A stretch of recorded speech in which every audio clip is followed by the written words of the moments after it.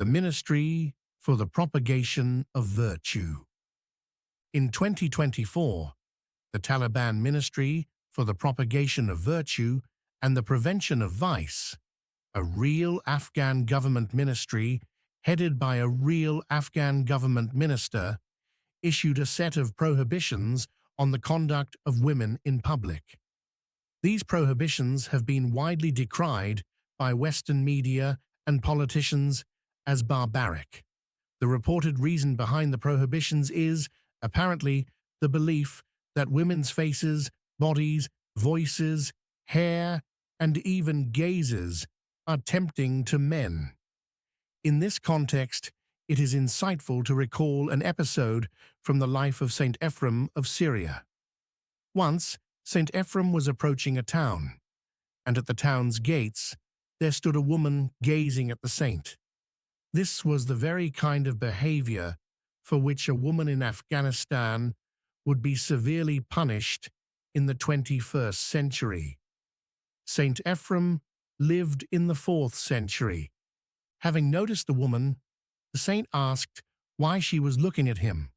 The woman replied, "I am looking at you because I am a woman, made from a man. You are a man, made from the dust. You should be looking not at me, but at the dust." Having received this admonition, Saint Ephrem glorified God who so chose to give him instruction. We should feel very fortunate that in the 4th century in Syria, women were not forbidden from speaking. And today we too can join Saint Ephrem in glorifying God for preserving such wise words for us. However, it would not be wise to dismiss the Taliban's reasoning as altogether baseless. It is barbaric, brutal, misguided, and at least from the Christian perspective, completely backwards. But is it baseless? Every fashion model and film actress knows that her body draws attention and uses this fact to advance her career. Men write poems about the sound of a woman's voice.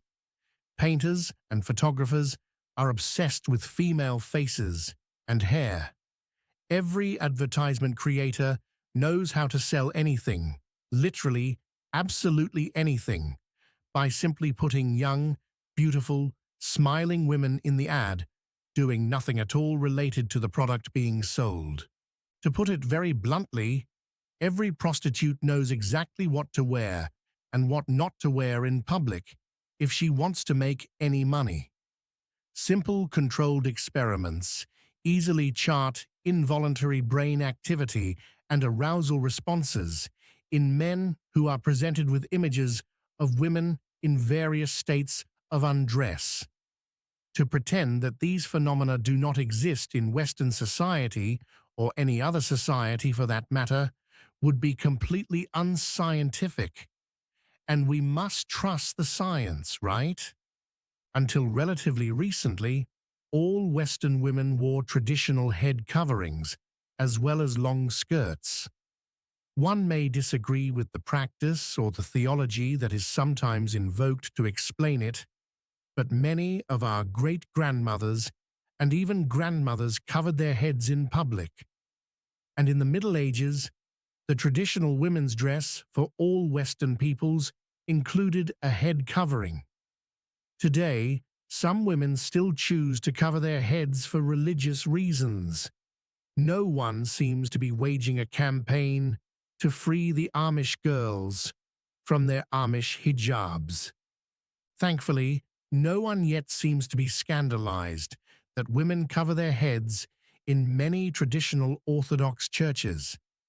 And until relatively recently, all women entering an Orthodox or a Catholic church anywhere in the world would have had their heads covered. In the 21st century, one can easily adhere to a newfangled theologumenon about why women should not cover their head in church, but for 20 centuries, Christian women did in fact cover their heads not only in church, but also in public in general. And some clothing worn by Orthodox nuns looks very much like a hijab even today. Perhaps it could be pointed out that we no longer live in the Middle Ages. This is true, but this also implies an acceptance of some form of social Darwinism that envisions unquestioned social progress from the European Middle Ages through the Renaissance, modernity, and postmodernity, and that any society that still exhibits that which the Europeans no longer do is deemed less advanced and falling behind. This may be a valid position, and some, like Steven Pinker, have successfully argued a version of it. But it comes with its own set of problems which must be resolved before this position can be accepted. To be sure, the Afghan society may be the worst example of any advancement and could definitely use some social progress. But what makes us so sure that we today have it all perfectly correct?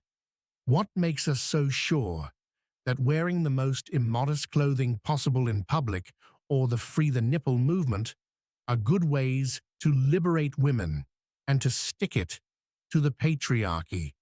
Whatever happened to basic common sense or to trusting the science? I do not know what can or should be done about the rights of women in Afghanistan. I am a complete ignoramus on this topic. We already tried invading them, and that did not go over too well, as such things almost never do. But let us not be complacent about our own country and realize that there may be some things that our society does today, which when observed by someone from a foreign culture, by our grandparents, or by us in the future, may appear backwards, ridiculous, or even barbaric. Most of us will never have any influence on the Taliban, but we can certainly pay closer attention to ourselves. In the sea of social movements and campaign slogans, let us rally behind hashtag Make Common Sense common again. Last but not least, we will not use images of scantily clad women to get you to subscribe to Phroneo. But if you would like to support our work, please do subscribe. It is only $5 per month. And do not forget to share Phroneo with your friends and relations.